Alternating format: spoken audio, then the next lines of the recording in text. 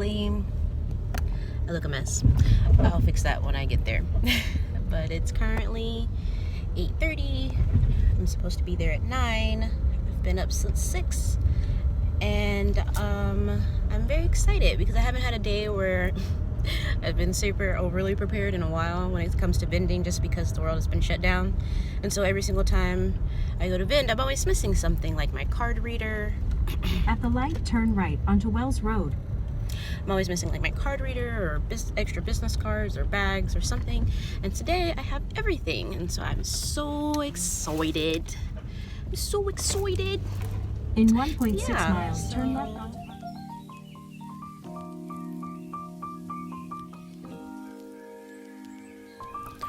Are pop-up shops worth it? The simple answer: if you maximize your experience. The first few months of my business, almost all of my sales were made face-to-face. I started Charmingly Charged in September of 2019 with an Etsy page and a dream. I watched anxiously day after day for a sale to come in, and while I would have liked to have thought my way into a sale, it just did not work that way. As September turned into October, I decided that I needed to try something different and also start recouping some of the money that I was spending. There's so much that goes into being a vendor and setting up shop, and so I will briefly now describe my pros and cons and how to maximize on your experience of vending. So the cons.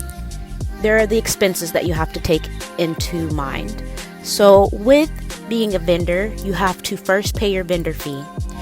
Most vendor fees range from free to $20 to all the way up to generally $150.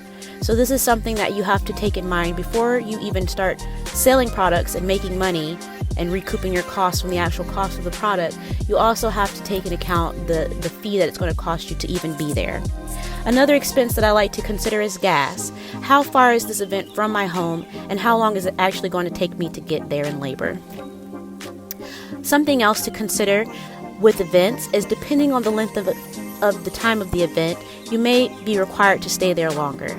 For example, the event that I'm attending today is scheduled from 10 to 7.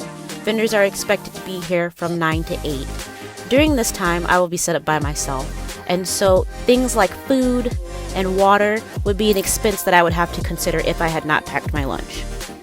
Another fee to consider would be fees for vending that wouldn't typically be charged to you. So, for example, when I like to vend, I like to bring a square reader. And so anytime that I charge someone out, I have to take into account that every time I swipe their card, I am being charged an additional fee. The same works for Cash App or anything else that's going to charge you a fee to put that money into your account. Another con for vending would certainly be that there is no guarantee that you're actually going to recoup that vendor cost. Now, as an entrepreneur, we always know that there are risks. You are going to win some, you're going to lose some. Sometimes you're going to make money, sometimes you're going to lose money. And so one thing that I like to keep in mind is that there's no guarantee when I pay this $150 that I'm going to make my $150 back. I would like to, but this is something that is definitely worth mentioning, because there have been times where I've spent money for vendor events and did not recoup the cost before the event was over. Another con is that vendor events and pop-up shops are typically highly competitive. It's very different from having your own website where someone is specifically going to your page and having to shift through products. Now instead, they're in a tiny area typically that has a bunch of different stores that are all trying to appease a customer or appeal to a customer, and you're working with a 6 foot area of space, and so you're not usually with all of your products, or if you are, then it's kind of, they're all smashed together, and so you're competing with all of the tables that are around you, and so this is something to keep in mind as well. And then my last con for right now will really just be the whole COVID-19 thing that's going on. Before this happened, I would vend at least twice a week. Now it is very hard to vend. It's almost not worth it to vend, because you never know what the actual turnout of the event's going to be. I will say that I'm in Florida, and so it's a little bit different down here for us. I know in other parts of the country and other parts of the world, people don't leave their houses. Yeah, we're in Florida, so we don't really do that. But we're required to wear masks and sanitize, but it is something to keep in mind when paying a vendor fee, that because of COVID, people are not really turning out to events as much as they would like. The pros to vending is that if you are someone who is looking to make a quick buck, it is definitely the easiest way to do that with product, because there's no time spent between actually giving the customer the merchandise and receiving the money. Usually when you are just working on e-commerce, or you're just working from your Etsy page, there is usually a 2 to 3 day period, from my experience, of when you would actually send off a product and when you would actually receive money. And so with vending and with showing up to a pop-up shop, you actually have that extra benefit of being able to walk away with money in your pocket. There is so much communication that happens at a pop-up shop. Regardless of whether or not you're talking to actual customers, there are vendors around you. And so another pro to vending and showing up at a pop-up shop is that you get to network and make so many connections. These connections are going to be great for finding other vendor events. These connections are going to be great for promoting your business page and your Instagram. These connections are great for learning new tricks and learning new parts of the city if you're not from the city, and really maximizes on your time that you're there, because ideally you'd have someone at your table every second of the time that you're spent at your pop-up shop. But if there are ever lags in customer flow and actual foot traffic, then I like to spend the time talking to the vendors around me and just kind of seeing how long they've been in business and their tips and tricks and things that they like to do to help boost their business. And I also share my own. That way, you're growing the community around you. The tables around you, while they are competitive, the better that the people around you do, the better that you do. And so I always like to utilize these events as networking events, and really try to promote these people to coming out and doing more vending, even if it's not my own personal event. Another great thing is that it gives you exposure. There are going to be so many looky-loos that come to your table while you're at a pop-up shop, and they're not going to buy anything. They're just going to look at what you have on their table, and they're just going to say, oh, this is some pretty stuff, and they're going to walk away. But the great thing about setting up is that now you have someone who may have never came across your Instagram page who now has your business card. There's no guarantee that they'll look you up, but that's more exposure than you had before you went to the pop-up shop. And then my last pro is that you get to have fun. It is so hard to be a business person all the time and it's so much work. And so the benefit of going to a pop-up shop is that you get to kind of relax, make some money, make some friends, hopefully meet really cool, interesting people, travel if you're into going out and kind of expanding where you're popping up shop at, and just really just gain so much exposure and have fun. The best thing about going to a pop-up shop is that it really gives you the opportunity to maximize your experience with your business. So if you're going to decide to pop up somewhere and to vend and to set up your products anywhere, these are just a few things that I suggest that you do that really help maximize the experience and to kind of takes your mind away from money as you're making money.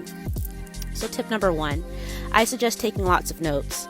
For the first few months when I was vending, I didn't really sell anything. And I would go to different places around my city, and I would try and I would see what worked and what didn't work product wise. I would check the labels. Products that people weren't picking up, I would take notes on these things. If people asked me specific questions about the product, I would write those questions down. If the type of person who picked up the product, I would describe them in detail in my notes. So I would write, if it was a woman, what her age looked like, what she was wearing, things that she seemed like she might have been interested in, things that she asked me.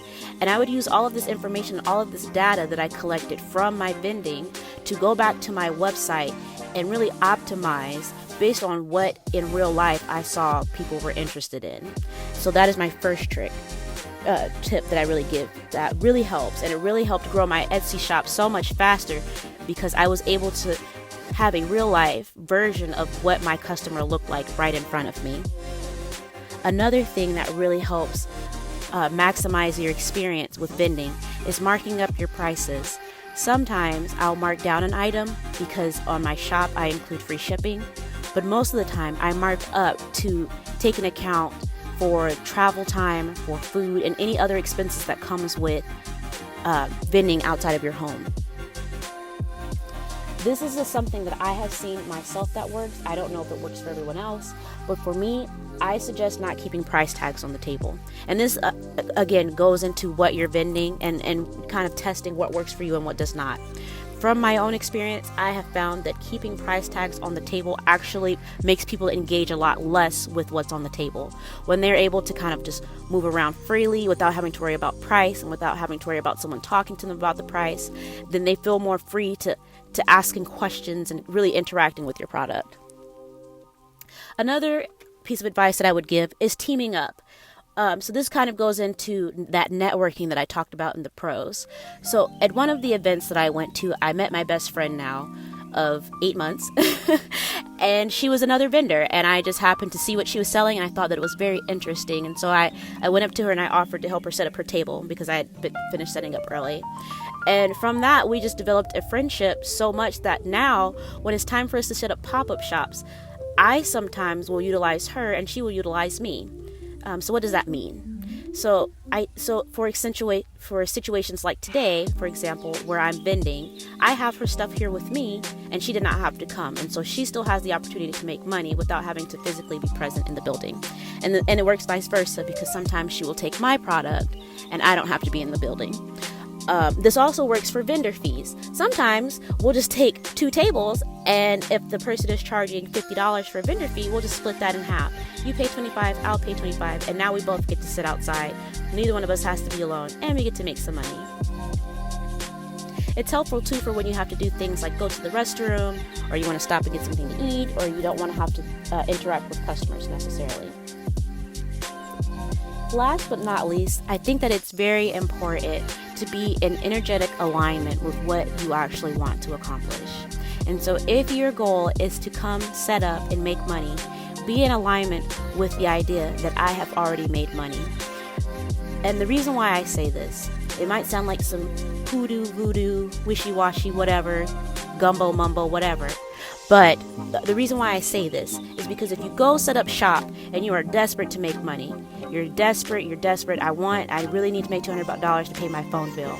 Even if you don't say anything to anyone as you're setting up, as you're sitting at your table, people who walk by your table can feel that. They can feel your neediness, they can feel your desperation, they can feel that you need this. So before you walk out the door, you have to have already made up in your mind what your energy is like before you're going to sit at that table. Because regardless of who shows up or what happens or how many people are at the event, you have to know that you're going to be okay regardless. And if you go there with the opposite, thinking in lack, then you're going to see a lot of tables around you get business and yours is going to get none.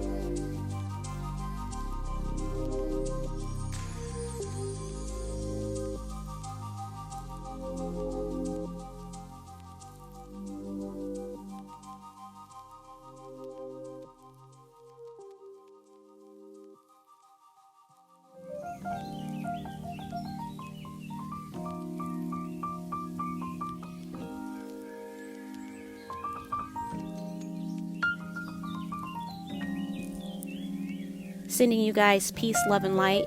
I wish you the best today and tomorrow.